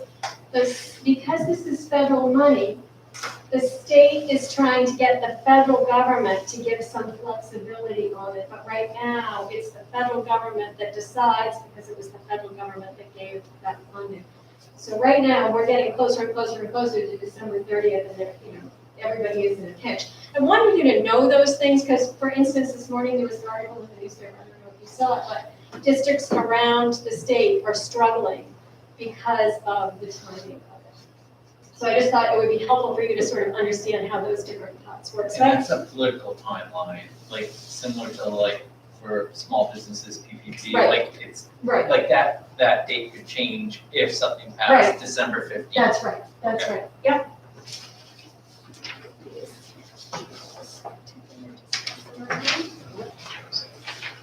So basically, you're caught up in politics, right? Well, no, I'm not. No, I but just- the timeline. The timeline, Yes. yes. The timeline. Even though it's all federal money, the source of it is all federal. But whatever the rules were that the states had to, yes. Okay, so because the state, Yeah, see, these are When- social studies stuff, yeah. because the state, federalism, the state went through separate Right. rules, they had to agree to Right. a accelerated timeline as opposed to the CARES that went on with us. So what I've done is I've copied one of the documents. We'll talk about that one first, and then I've sort of summarized the second one. So if you look at the side of the paper that says Maine Department of Education on it, it has the black box on it. So this is the first Corona Relief Fund, CRF. And what they did is they said, this money has to be used to meet immediate urgent needs in response to this virus as you work to bring students back to school and meet the health and safety guidelines that the state has put forward for you. It cannot be used for anything that you already had budgeted, nor can it be used to anticipate a budget shortfall. So it has to be an immediate, urgent need. You have to justify that you need this because of COVID. You couldn't have had it in your budget already, and you can't be using it to buy something that you knew you were going to put in your budget next year. So there are several categories, and if you look down the left-hand side, you'll see that the categories are, you could purchase additional buses or vans, that you could modify your buildings if you needed to, that you could buy materials and supplies, you were asking Shelley about that, that's one of the options there. That you could, because food service, the needs have changed there so much that perhaps you could buy equipment related to nutrition services. You could pay for additional staff. You could spend funds for professional development or for technology. And so underneath each one of those, this was the application. We were given the money, but you still have to apply, and you have to say, here's how much money we want and in what category. And so in that first round, you can see that we budgeted $98,000 for equipment. That was to purchase an additional bus. above and beyond what you had already planned to purchase in your budget this past year. Facilities, rentals, modifications, anything that you did to change, anything that was in your buildings to suit COVID. The one that I really want to point out there is the $47,000.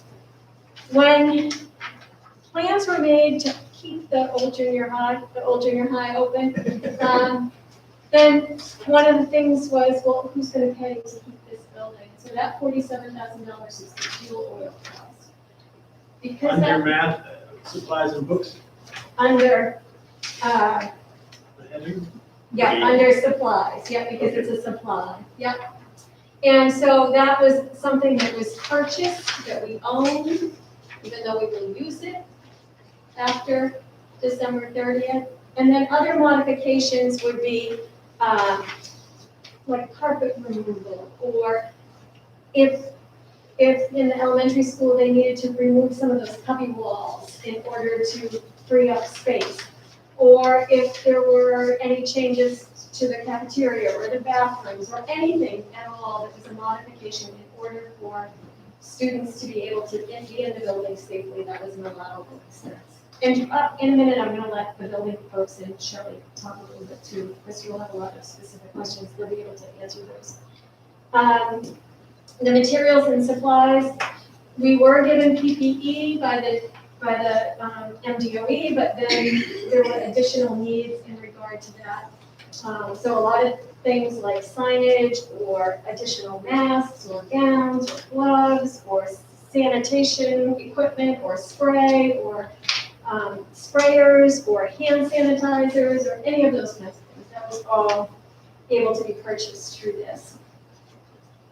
The one piece of equipment that was related to the nutrition services was a new dishwasher for the elementary school, justifiable because of the volume of food that was being prepared for all these kids, some of which had to be sent home and so forth, and the Dishwasher. and it needed to be sanitized, so there you go. The contracted services, temp or substitute pay additional staff hours. We had 2 folks who were hired in order to provide for the social distancing that was needed for students, a 4th grade teacher and a special education teacher. We can pay for those salaries under this until December 30th. And so then we say, but those people weren't in the budget, they couldn't have been in the budget because otherwise they would have been able to be in this plan here. That's something that we'll be using the CARES money for because we can use that after. But remember, it's only $272,000, so you can't get too carried away on what you have for your expenses after December 30th. Are the requirements, are the requirements for CARES the same requirements for CRF, or are they? They're similar, they're very similar, yep. Weirdly, they put this form out for CRF1, they put a different form out for CRF2, which is much more like the CARES application, so they're, who knows, I don't know. Also, substitutes were hired, kind of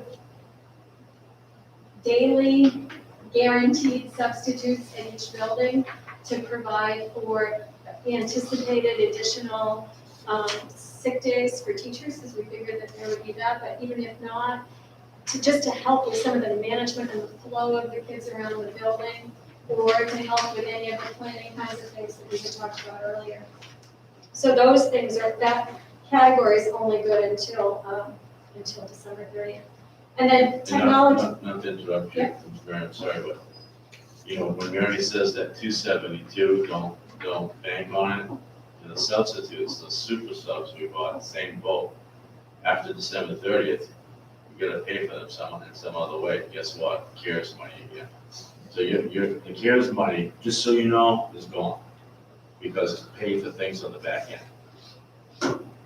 The other thing, and this has been a big source of frustration among people who are dealing with this around the state, is that any online programs or subscriptions or software are not allowable under CRF. because they assume you're gonna be using it after December 30th. Now, they're pushing back and saying, well, you're gonna use the bus after December 30th.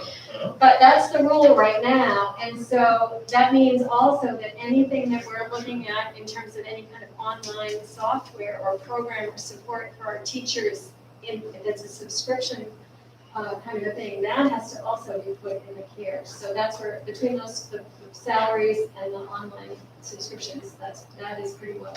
But the taken care of. hardware, you can buy the hardware with CRF, You can buy a but book. you can't buy the operating system to go on the, well, You can buy the operating system, but but you can't buy the continual, Right. Contract service. Yeah. For it. that's awesome. And then the technology, obviously, that has been a huge need, not just the one-to-one laptops, and that's been a bit of a frustration because everybody else needs a one-to-one laptop as well. And so the accessibility, you know, we haven't really been able to get what we wanted as fast as we would like. But also things like the OWL or document cameras, where teachers are now looking at iPads instead of document cameras because document cameras are so hard to come by, or additional monitors to use in their classroom, or television screens to use in their classroom. Any of those kinds of requests are all allowable under that. So we applied for this, I'm thinking probably the very end of August. So we put in an initial application. We developed that initial application based on the needs that people had identified as we met over the summer. What is it that you need in order to get this place up and running? What is it that's going to help make it manageable for your staff, make it safe for our students and for our staff? And so all of that list sort of distilled into what this application was. There was a quick turnaround time on that, and they let us modify the budget. So we modified the budget at the end of September. So this is not the budget that we're working on. At the same time, then the CRF2 came out with another $1 million. So Joel, honest to goodness, when you said that maybe there'll be more money after the first of the year, I'm thinking, I sure hope not.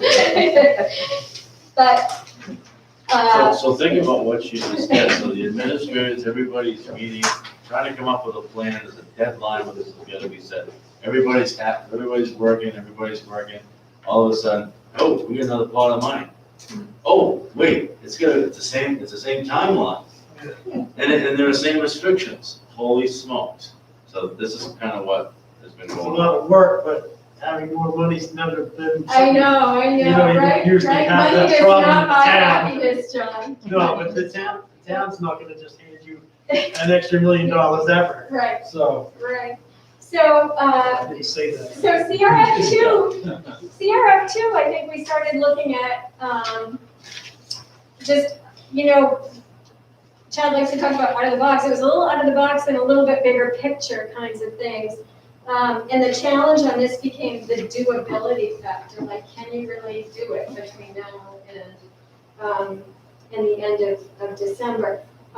So Peter made a good stab and purchased another 3 buses, along with participation with other regional school districts to provide training for candidates to be able to learn how to become bus drivers, which I think was really a support in our application, because they said, you really are trying to increase your capacity for transportation for these kids. Another thing that we looked at was, you know, space in the building is such a challenge. In each one of the buildings, it's a challenge.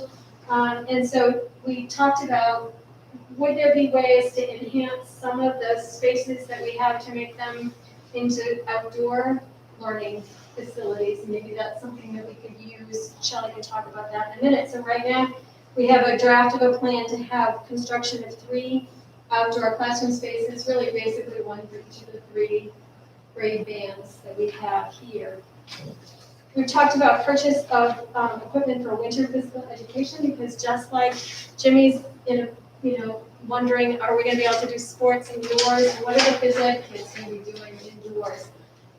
You know, I was saying to Peter, can't we just like jumbo size the rink that used to be right out here? Can we get, those are the kinds of things. At the very least, couldn't we get sleds and things for the elementary school kids so that for their phys ed classes, they could be on the hill and be outside and be able to move around. And along those same lines, if you're gonna support increased physical activity, but also social distancing, if we had additional playground equipment, these would be parts, so we can mix together.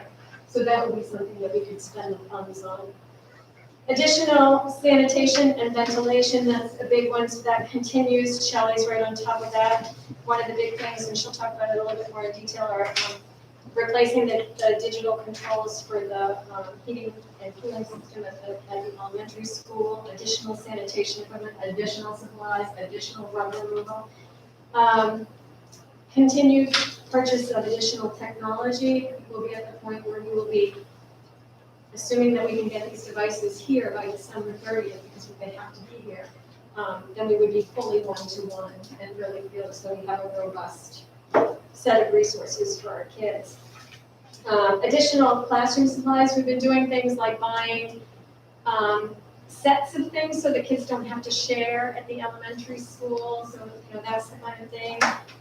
There are other supplies that folks are buying because they can't do things the way they have done in the past. So for instance, the science department at the high school, Chad made reference to this, and he can speak to it a little bit, but they used to have Jackson Lab come. Well, now what they're going to do is buy some equipment so that they can replicate some of the things that would have happened if Jackson Lab had been able to come. One of the things that we thought was really important in this time was communication, and maybe we could take advantage of this funding to have some outdoor message boards, signs, marquees, if you will, one over here and one in front of the elementary school. And then lastly, an antenna on the roof of the elementary school, which will facilitate communication with the buses. Right now, that's a challenge for them. And then, additional tables and booths for the junior high school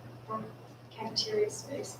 So I did summarize it a little bit at the bottom. You can see, so the 956,000 for CRF1, $1 million, a little bit more, the 272 coming our way on the CARES money, so a little over $2 million for that. And I will just mention briefly, there was another application for a grant for support for families who are having to pay for childcare in hybrid days, and so that's an additional piece that we had applied for and received and are supporting the before and after care. The families of the kids who are attending the before and after care for the during the day piece, which is a separate application. So the money's all spent, right? Oh, it's not all spent, but it's. But it will be. Well, it's tricky. Right, It's tricky. right. We're trying, yeah, we're trying. Yeah. Are we ready for questions? Yes, and I know Shelley has, certainly can add to anything, any of the building. I do have a question about the buses, only because we were on a schedule and the state of Maine / funds get appropriated for different things. Is that going to throw off our regular schedule, or how is that going to be affected with our budget, our regular budget for the bus? Well, you have to, like Mary said, there were stipulations, so you couldn't take this bus and replace what's in your budget. So if you want to do this, you have to keep what was in your budget. This is now becomes in addition to. So we're basically updating our fleet. We should have pretty much a new So fleet after we next actually year. may end up spending less on maintenance because of this. So it's one of Absolutely. those tricky things that farther down the road, you're gonna look back and say, boy, it's tough that we didn't flatten that out Right. so that you're replacing one a year. But on the other hand, this is the reality of the situation we're in now. That's what I said about the schedule that we were on, was like pretty consistent, but we did get behind, so This is gonna help you. Well, it's gonna help us now, but I mean, I think we got behind before on a number of fronts, because I think we had a similar thing years ago where I think a bunch of buses, we got credit for it, because I think, what are they, rusting out, or the frames rusting out or something, so that we get, Shelley goes way back, Shelley was probably doing it, but we got a bunch all at once, and therefore, we ended up having to replace them all about the same time, so 6, 8, 10 years down the road, we'll probably be in the same boat and whatever, but for now, we're gonna be great, so. I don't know It'll help our budget if the newer people on the board are aware of the bus schedule. But that's something that's been a constant battle, because we've put it in budgets, taken it out of budgets, put it in budgets, taken it out of budgets. Well, the dilemma too is that we're looking, you're looking ahead for the next year or two, and if at best it's an unpredictable next couple of years on a revenue front from the state, so that is another question as to whether, how much funding they would have. Would have to be able had to going do forward. that anyway, like, And I mean, to go to your point, I mean, increasing our bus transportation, for example, I mean, if parents weren't transporting their children, which could change tomorrow, we don't have the capacity to handle that. And as far as training drivers and such, I mean, that seems like a use that is legit from the standpoint of being prepared to handle whatever comes your way, And one of the just tricks, beyond where we are now, actually. one of the tricks on this is making sure that you're not making decisions that are gonna impact your subsidy in the future. So you don't wanna use this to pay for your normal transportation costs, because those are things that you get reimbursed for in these 279s. Are we gonna be then forced into retiring some buses that might not have been retired? That's the beauty of this, that rule doesn't apply to these buses. They're not asking you to take any off the road, even though we have 2 that are ready to be retired right now. Okay, But this is not forcing you to do that, like when you buy 2 from the state. right. Yeah. Okay. I knew that was the case with the regular ones, so. It's good. We're just gonna have the drivers and you help with that too. Right. Now, is there talk of more money in the future? Is there? Well, I haven't heard anything, and you see what's going on in Washington, I Well, don't right. think there's any discussion about that until probably after the election, but, so I don't know. So I know you mentioned on technology that getting laptops and all that is problematic, but I assume we're also taking advantage. I know we mentioned about TVs in classrooms and all that, things that you can go down to the local store and get. That sort of purchasing is happening as we see the need and so forth. But that's the easy stuff. It's Yeah. easier to buy a bus. Yeah, I don't know, not Deliverable is not a problem. not that you guys haven't already thought of this, but maybe Jimmy can talk about this. Back when he was in the rec department, we had talked about an outdoor message board. Maybe it was before you, I can't remember. But the rec department was interested, but didn't have the budget to help out. I don't know if they still would be interested in getting involved in that in a way that would alleviate some of the. Well, this, I think we've got plenty, I think we No, can help them out.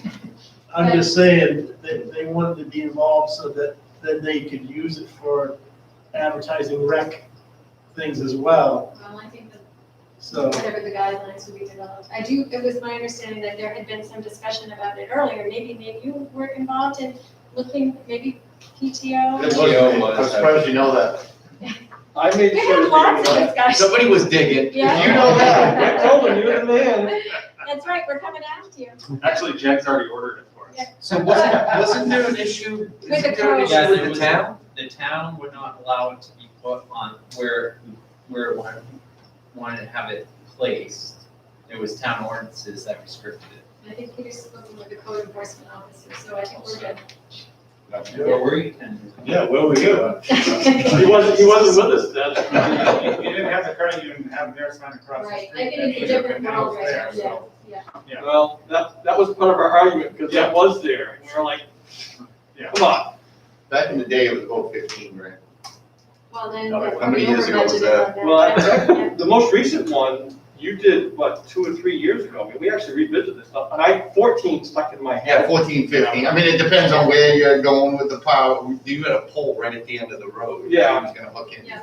So logistics changes And the things. company that you talked with, that actually does the data messaging board was in Fairfield, right? Yeah, Yeah. and they wouldn't sell us anything online. they sold what they refer to as quality. Yeah. You know, anything you buy, yeah, they did a deal, but the second one bulb goes out, you're done, throw it away. Yeah, we had some lengthy conversations on it. So Yeah, we'll be back in touch. There's, I mean, you say you over budgeted, but you get what you pay for, so. Right. Well, and that would include, you know, if there were any kind, and Shelley could talk about this, but if there were any kind of, you know, Programmable. well, amount, like a base that The you have to base. put in, as well as the electricity to it, and it would be all in. And I think we've talked about, if it was generic enough in our application, that we put in some message boards maybe for the inside of any of the buildings, if we wanted to put those up, so. And we didn't know for sure how much I don't think you had a quote yet from the antenna folks, so we were ballparking, we put that all in together under the idea of we needed to enhance our communication capacity.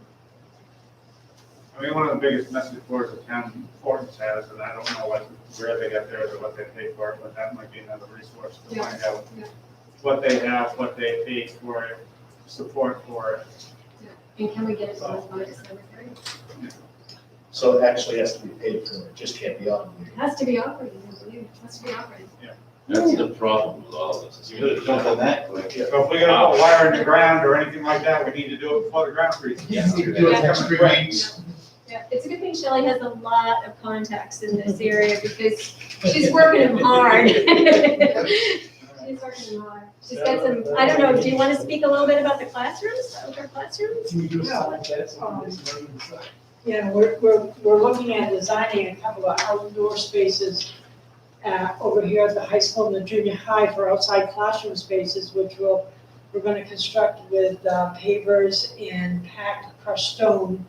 And we'll also use some sail shades to cover them. And we're doing one, we're planning on doing one outside behind the high school and doing one on the other end of the junior high. And I've talked with Erica and Kyle about doing one over at the elementary also. And I think it'll be a great space. This week, Dig Safe's been here and checked the high school and the junior high. We're good to go. So now I'm gonna start working with Public Works about getting some material here.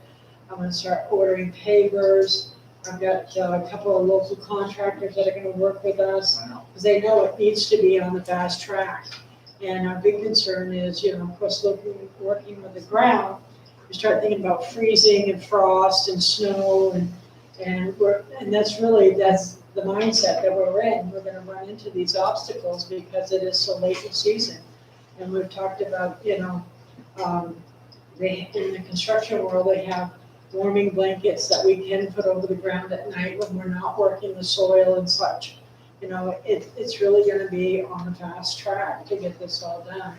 But I'm getting ready this week to order benches and tables to use in these spaces, they'll be exciting spaces for the kids. It's something they've never had before. So I think it'll be fun for the junior high and the high school, as well as over at the elementary. And I think, it's all the grades that can take advantage of these spaces outside, because other than this, they never had this opportunity. So I think that's the most exciting thing that I'm working on right now is these outside spaces for these children. Is this the mechanism that Waterville used for the stuff that they're doing behind the school? That their outside space learning center there is a little bit more elaborate than what I'm planning. Right, but I mean, could they use this mechanism, the They carriers? would, Right. theirs is still in the pipeline, this has been approved. Theirs is, correct. Yeah, and theirs is a little bit more elaborate You're than still what working I'm on it, planning, So they executed without having approval from the funder. but, It's a different board. Hey, that's, damn. Wow. That's a building modification and they have CRF 1 approved, so, yeah. So, but what we're doing here in Winslow is strictly an outdoor space. The kids can get outside, be under some cover, have some benches and tables and chairs and be able to take mass breaks and it'll be exciting for them. That's really what I'm working on right now. All right. Well, good for now, I want to keep us moving along, we're getting up there in time, so. And I just want to say thank you again to Mary for all the hours she's put into this. Everybody who's thought outside the box, all of the administrators, the teachers, Shelley, everybody who's working hard to make this happen. Takes a lot of work to spend money, It's a good thing and a bad thing. especially federal money and all the Bruce people know to go with it. All right, thank you very much. All right, respiratory protection program. Yeah, this next one, I think is pretty straightforward, although when you say that, sometimes you jinx yourself. The plan that you have in your hand is something that came our way after the last board meeting, so I wasn't really able to share with you the plan. But this plan is something that we worked on with Tammy Diaz, our nurse. And she worked on it with other nurses as well, along with the hospital. And this is a plan that you need to have in place in order for our nurses to receive the best protection possible, the N95 mask that you probably have heard about that nobody can get their hands on. So if we had one of these plans in place and our nurses agreed to go to the training that took place last Saturday, then as a result of them going to the training and being fitted, it was 2 hours just to be fitted for the mask. They would walk away from that training being certified N95 mask people, so they could fit others if they needed to. But the most important piece is that they would each of our nurses would receive 5 N95 masks. And that is something that was really important, obviously, to them, because they are working, they are the frontline workers and they're working with the kids. But the other thing is there's this fear, concern, if you will, that if we had some type of major breakthrough in the community, our nurses may have to go into the hospital to help. And they didn't have that kind of protection in order for that to happen, to assist. So, unfortunately, the training was Saturday that they needed to attend, and you hadn't seen this prior to. But I don't think there's anything in here that would be grossly objectionable from all of you after having read through it. But I would still. Still entertaining a motion? Yeah. Just, I'd like to move to approve the process, both for the fitting and for the masks, whatever the budget entails there, and have it in front of me. There was no cost if they. Oh, there's no cost? So we're just approving the respiratory protection program? Yes, motion. That's my motion. That's the motion. Okay, do we have a second? I thought it was all right. All right, any further discussion? All in So favor? this just applies to those nurses, To to the school nurses, because there's 3, right? employees with facial hair that interferes with the face-to-face seal upon being tested. Correct. Nobody else is gonna have one of these. Right, Corey? So it's just for, okay. those that are, right, that are in the program, which in our case is in our case, so, okay. Corey wouldn't qualify. No. Okay, all right, all in favor? Unanimous. All right, very Who good. made the motion? All right, so board appointments, before I do that, since we moved, public comments at the end of the meeting. Anybody that's online that has a public comment, be ready, so when we get there, we'll be there in about 2 minutes probably. Do we have to sign this? So phone number is on the website where the information was posted. Okay, so we don't need to sign the. Okay. All right, vote on appointments. They are listed. I move to take them as a group. Second. Okay, anybody have any? I have discussion. Are these only 1-year appointments? Some of them. Well, can we define? Which ones are you? Ed techs, for example, are not 1 year. It's the first 3. First 3. First 3 are, and the rest are 1 year. Yes. So all coaches listed here are 1 year. 1 year. What's FLT? Faculty leadership. The high school faculty leadership. Okay. The ones on there. If there's, is there any objections to taking them as a group? If not, all in favor of taking them as a group? It's unanimous, okay. Do we have a motion to approve the group of appointments? So moved. Second. Moved by John, seconded by Earl. Any discussion? All in favor of approving the group of appointments? Very good, thank you. Resignations, we have none. Other business, do we have any other business? Purchase the comments. In case someone wants to comment. Yep, that's coming. Oh, I know it's coming up to the Main School Management Conference, which is virtual this year. If you get a chance, if there's something interested, where it's virtual, it's a lot easier to get in there and see the few things maybe that you want to see, where maybe you can't attend the 2-day conference like they typically have in the past. But they usually have some very good presentations, so if you're interested, doing it virtually is an option, so they need to announce so they can sign up. Yeah, quickly, if you're gonna do it, because the deadline is actually the 15th, we could probably still get you in. Next year. I don't know if you did already. Joel.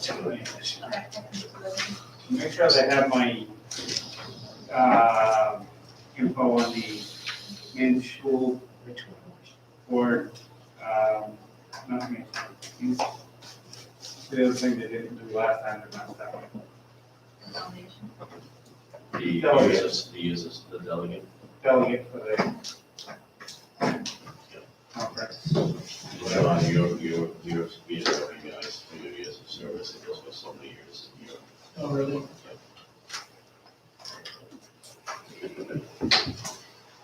All right. So, all right, so public comments, I mentioned that a minute ago, so if you're calling, now's the time to call, be quick, please. While waiting for that, our next meeting is November 16th, we're doing it a week earlier than usual because of the holiday. We'll be right here, same time. You have any other comments? Another minute? Looks like he's done that before, just once or twice. All right. Do we know if we have anybody on our, well, it's on our feed, right? So. Yeah. Who's on there. There's some folks that are watching. Oh, well, very good. Is our reporter on there, Greg Levinsky? Yeah, no, okay. Call with your It seems that the donations. good Winslow News always seems to show up on Mondays in the paper when there's no print edition. Yeah. So just an observation on my part.